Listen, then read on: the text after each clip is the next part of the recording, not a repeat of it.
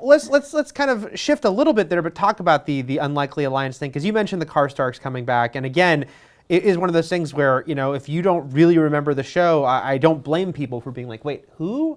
And They had to show that previously on to remind you that Bran, I'm sorry, not Bran, that'd be a whole other thing. Robb Stark in season 2 had Lord Karstark killed. Was doing the Ned and Robb thing of doing what's right, which will get you killed. And had him executed, and now we're seeing years later the fallout from this, because the Karstarks have aligned themselves with the Boltons purely sort of because of the sort of motivation of, well, we hate the Starks, for what they did. Was that Lord Karstark's son? Yes. I do think it's kind of funny that he'd be like, you killed my father, thus I must stop you. And then it's totally cool with Ramsay killing his dad. He's like, well, that's not my dad. But the Karstarks also sort of suck. So that doesn't surprise me. I'm like, these characters, their like one through line really has been that they're the worst. So it totally makes sense for me. I did think it was interesting that they would try and bring back a recognizable name. And I think it is because we're building up towards this big battle in the north. We've seen it promoted so heavily. We've seen houses like House Mormont be a part of it. I bet we're going to see some of the Umbers come into play. I bet there are going to be these other big houses in the north that maybe don't mean too much to you if you're just a casual fan of the show, but will be enough to like tickle fans of the books who are like, oh yeah, the Karstarks, the Mormonts, the Umbers. And I think that they're sort of setting up this big alliance versus alliance that we'll see these houses clash as part of this battle.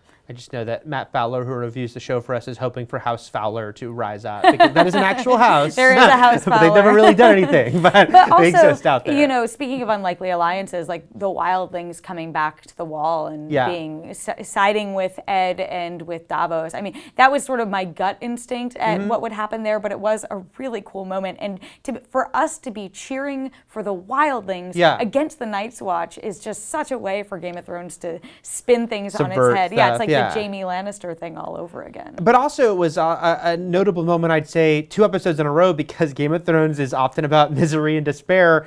So when you get those moments, and in the first episode it was Brienne to the rescue, and here getting the Wildlings to the rescue, it's great to have those minimal moments that they are on Game of Thrones, but just a pure yes, here they are. Tyrion got a good one too when he was with the dragons and is now a dragon tamer. Like, talk about not just a fan service moment, but like a huge moment for Tyrion. This is like what he's wanted his whole life, and he was right. Even though, as he told Varys, hit him in the face next time he tries an idea as stupid as that, he was right, and that worked. And I love how he's like, I'm totally buddies with Daenerys. We're cool. Your mom and I are great friends. Right. I know she's never mentioned me. But we're cool. And then there was more sort of sentimental sort of connections here. Well, one was interesting, which was Davos and Melisandre, simply because, for years, Davos has not been happy with her being around, and yet he is the one who helps her get her groove back, who gives her that pep talk. Speaking of loose ends, though, we as the audience know that she is the one who killed Shireen. Good storytelling dictates that comes out at some point.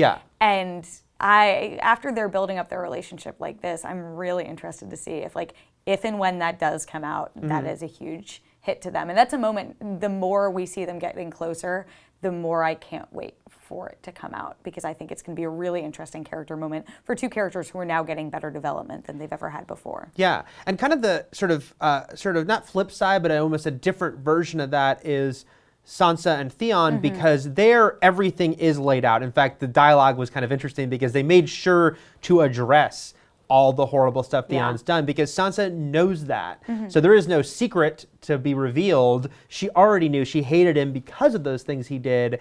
And so that was a really great moment, I thought, when their sort of big embrace and goodbye, that they could get, that the show could earn that, you know, to have Theon. And I thought this was a great thing in the books too, the redemption of Theon, which you could think would never happen based on what he did.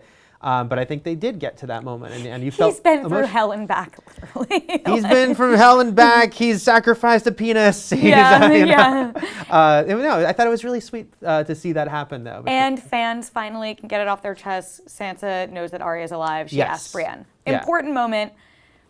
Will we ever see those 2 characters together again? Probably not. It's Game of Thrones. Do I want it to happen with like every fiber of my being? Of course I do. So at least she knows. We'll see. Yeah. But yeah, with Theon and Sansa, I mean, it's easy, you know, because even in the books and in the show, it's easy to kind of forget that in the backstory that they were supposed to have been raised almost like siblings. Yeah. You know. So to have that, you know, that connection, the fact that she was going to vouch for him and make sure he was protected, you know, it said so much about everything they've gone through, you know. So let us know in the comments, what do you think about all these unlikely alliances that are happening on Game of Thrones? And do you think they've earned this? We do. You know, but let us know. And are there others you'd like to see happen? You know, characters you just never think would, you know, be on the same side. Walder Frey and anyone, I guess. But, you know, any others, let us know as well. We see where they go on that.